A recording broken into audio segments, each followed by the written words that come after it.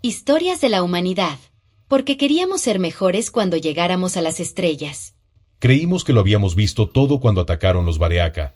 Eran una especie que se originó en un mundo de muerte y sus conquistas casi destruyeron la galaxia.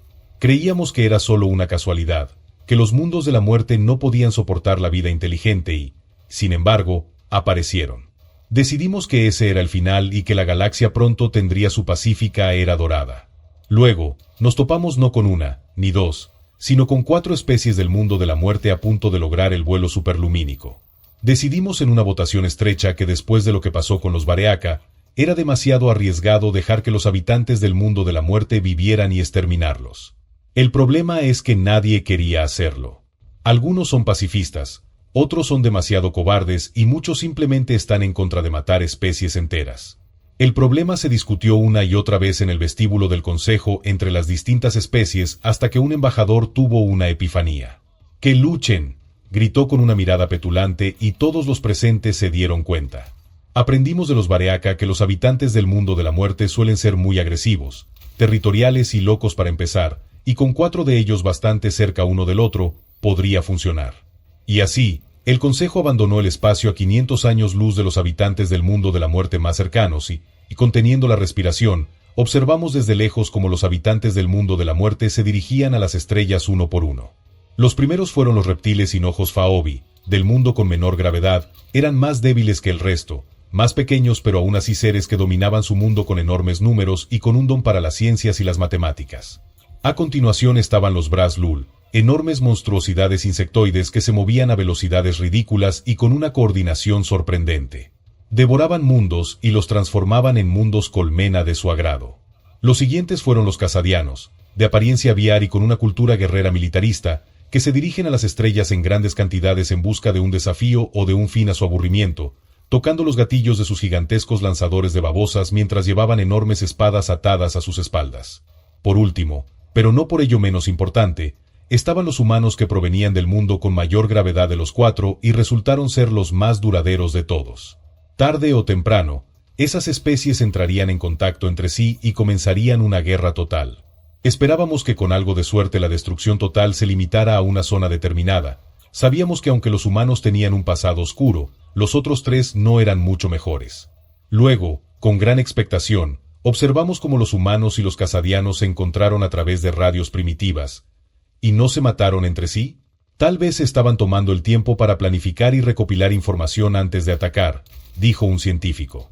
Pero la guerra que creíamos que se estaba gestando después del primer contacto nunca ocurrió porque, aunque era altamente competitiva, ambas especies encontraron un amor en los deportes y parecían quererse mutuamente con su amor por comer veneno real en su comida, como la capsaicina. Hablaron efusivamente de las armas de cada uno y compararon tácticas y estrategias. Parecía como si no hubiera guerra, pero entonces llegaron los Faobi y finalmente obtuvimos lo que queríamos cuando estalló una guerra después de una desastrosa situación de primer contacto. Y luego se extinguió rápidamente después de menos de un mes, con un saldo de muertos de apenas 1000. Al parecer, esto se debió a un malentendido y una falta de comunicación y después de eso ambas partes se dieron la bienvenida y se olvidaron de todo el asunto. Sin ojos reales, los Faobi llegaron a apreciar los aspectos más finos de la vida, como el sonido y la música, y a los demás habitantes del mundo de la muerte parece gustarles eso, además de su ingenio y habilidad para la ingeniería. Aparentemente ven a las otras 2 razas como una oportunidad para aprender más sobre las ciencias del universo y obtener nuevas perspectivas que sus rivales. Los otros 2 parecían compartir el mismo sentimiento. Pero seguramente el monstruoso insectoide Braz-Lul sería abatido a tiros nada más verlo. De alguna manera lograron ser la especie más pacífica de las 4. También resulta que comparten muchas similitudes biológicas y culturales con las otras 3 especies y rápidamente quisieron sumarse a la creciente comunidad intergaláctica del otro mundo de la muerte. ¿Cómo?, gritamos nuestras frustraciones. ¿Cómo es que no se matan entre ellos? Después de muchos estudios más profundos, pensamos que lo habíamos descubierto. Eran los humanos. Tenían una tendencia a crear vínculos con prácticamente cualquier cosa. Estaban tan enamorados de la posibilidad de hacer amigos a lo largo de las estrellas que criaron algunos de los animales de su propio planeta, los disfrazaron o incluso los modificaron biológicamente para adoptar formas exóticas. Costó mucho aprender cómo sucedió, Algunos de los científicos todavía lloran hasta quedarse dormidos después de descubrir la legendaria regla número 34 de Internet para los humanos. Peor aún, el sentimiento se estaba extendiendo también a las otras especies a medida que intentaban y lograban hacer lo que hacían los humanos. Los casadianos lograron diseñar mediante bioingeniería a algunos de ellos para que nacieran con alas como un pasatiempo divertido antes de que explotara en popularidad en sus mundos. Los Faobi lograron elevar en gran medida a un animal de carga domesticado que alguna vez utilizaron y lo acogieron en su redil. Los Brazlul pensaron en aportar nuevas innovaciones a las inteligencias artificiales, logrando crear IA totalmente inteligentes que no se volvieron genocidas al despertar. Fue una locura. No creíamos que los habitantes del mundo de la muerte pudieran hacer cosas así. Creíamos que todos se volverían locos y tratarían de matarse entre sí en cualquier momento. Entonces, se llegó al consenso de que los habitantes del mundo de la muerte probablemente no intentarían matarse entre sí durante mucho tiempo y después de otra votación decidimos que simplemente vigilaremos y pondremos en cuarentena el área con la vana esperanza de que todos mueran antes de encontrarnos. Algunos de nosotros incluso argumentamos que se puede confiar en lo observado. Sin embargo, los Berkun no estaban de acuerdo. Preparaban sus naves para la guerra y eran los más firmes en su deseo de exterminar a los habitantes del mundo de la muerte, y veían al resto de nosotros como cobardes sin carácter. Podríamos haberlos detenido, deberíamos haberlo hecho, ni siquiera eran los más fuertes de nosotros, no por un amplio margen, pero en cierto sentido, todos estábamos contentos de que alguien estuviera dispuesto a hacerlo, así que simplemente miramos. Su mirada se dirigió al mundo habitado más cercano, una colonia humana. Uno de sus almirantes, cada vez más impaciente, decidió lanzar su flota al sistema y destruir el mundo él mismo, y oponiéndose al solo había unas pocas naves humanas en el sistema. Los humanos, en su infinito optimismo, corrieron felices a saludarlos, solo para que sus naves ardieran. Observamos desde drones desplegados lo que creíamos que iba a ser una masacre mientras las naves Berkun se movían hacia el único planeta habitado. En cierto modo teníamos razón. Las naves humanas restantes en órbita, capaces de saltar fácilmente, se mantuvieron desafiantes mientras formaban una pantalla sobre el planeta. Aquellos que no tenían armas se movieron para comenzar a evacuar la colonia de abajo. Los barcos humanos, compuestos enteramente por barcos de piquete, buques mercantes armados y transportes civiles armados, contraatacaron con una furia que no comprendimos. Chocaron contra corbetas Berkun, sobrecargaron sus reactores para destruir fragatas y un yate privado, entre otras cosas. Logró colarse en el hangar de un portaaviones mientras estaba cargado con explosivos de antimateria de contrabando. El portaaviones simplemente dejó de existir. La batalla que debería haber durado solo unos minutos duró 3 horas. Dio tiempo suficiente para que la incipiente colonia evacuara y le costó a los Berkun la mitad de la flota. Aún así, Berkun siguió adelante. Una sola batalla no decide el destino de una guerra. En 4 semanas, más flotas y armadas saltaron al espacio humano disparando a todo lo que podían ver. En todas esas batallas los humanos lucharon con más furia y coraje del que jamás imaginamos. Toda su especie parecía haberse unido bajo el estandarte de la guerra. Las naves piratas luchaban codo a codo con los mercantes armados en defensa de los mundos que una vez devastaron. Los civiles privados se reunieron para formar convoys con el fin de evacuar a todos los que pudieran o para retrasar el Berkun para que la marina pudiera organizarse.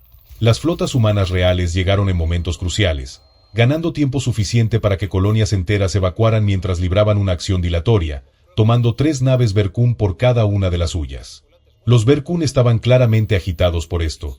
Eran al menos 1000 años más avanzados que los humanos y los superaban en número. ¿Cómo se atrevían a desafiar su avance? Y así, observamos cómo conspiraban, algunos proporcionando apoyo material menor para su esfuerzo bélico.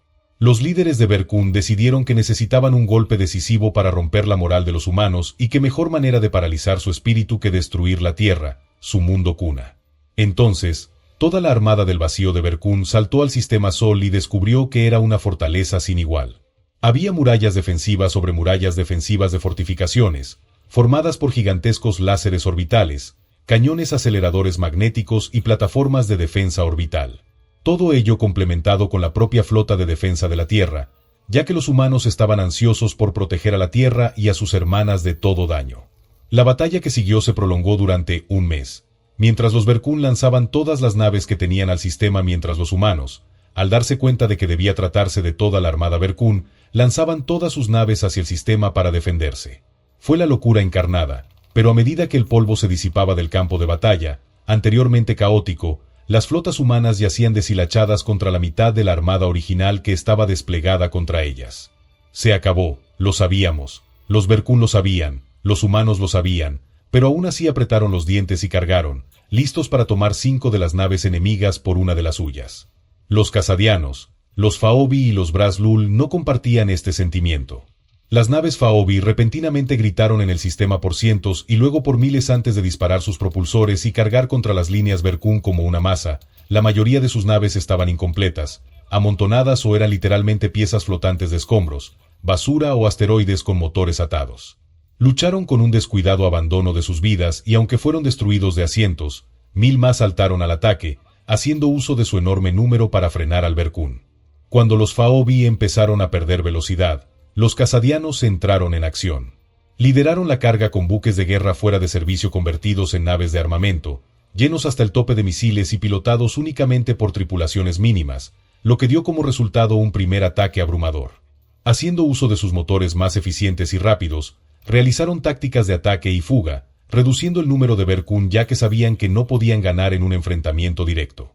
Observamos cómo la batalla se prolongó durante otro mes entero. Más naves humanas llegaron listas para defender sus hogares mientras la armada Berkun disminuía considerablemente su velocidad. Sabiendo que era ahora o nunca, los Berkun enviaron sus últimas naves. Todas. Reforzando su armada, ahora desvencijada, con todas las naves que les quedaban. La flota de Berkun aplaudió cuando sus refuerzos llegaron justo a tiempo. Los portanaves Colmena Braz-Lul estuvieron de acuerdo con el sentimiento y sus vítores fueron silenciados cuando de toda la flota Colmena llegaron cientos de miles de naves parásitas y bombarderos. Una flota humana que originalmente tenía como objetivo cortar las líneas de suministro de Berkun aprovechó la oportunidad para saltar detrás de ellos mientras el resto de la flota casadiana saltaba junto con la armada Faobi real con decenas de miles de buques de guerra reales, los barcos antes de ser reacondicionados como naves civiles o militares fuera de servicio. La batalla por Sol sería inolvidable, ya que se prolongó durante otro mes, mientras la marea cambiaba en contra de Berkun. Observamos cómo las naves Berkun restantes fueron masacradas mientras intentaban huir, solo para descubrir que los humanos habían instalado un campo de interdicción FTL alrededor del sistema Sol atrapándolos. No hubo tiempo para que el equipo victorioso aplaudiera mientras uno por uno se giraban hacia el lugar de donde provenía el Berkun. Por nuestra parte, decidimos, ¿cómo lo llamaron los humanos? Tirar a los Berkun debajo del autobús echándolos fuera del consejo, cortar todas las conexiones con ellos y esperar que los enfurecidos habitantes del mundo de la muerte no decidan comernos también. Cuando finalmente irrumpieron en el espacio Berkun una década después, con naves de guerra armadas con tecnologías nuevas y mejoradas, destruyeron todas las defensas que había puesto Berkun y forzaron una rendición incondicional.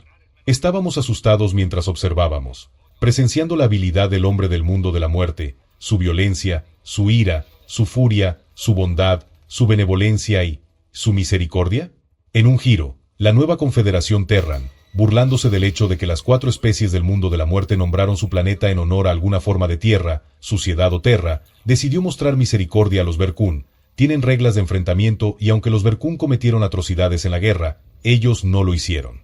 Siguiendo sus propias armadas había flotas de barcos hospitales, barcos auxiliares y otros buques que los seguían para tratar las heridas, enfermedades y ayudar a quien quiera que fuera, sin importar lo que pasara. En un intento por eliminar a los monstruos, nos hemos convertido en monstruos nosotros mismos.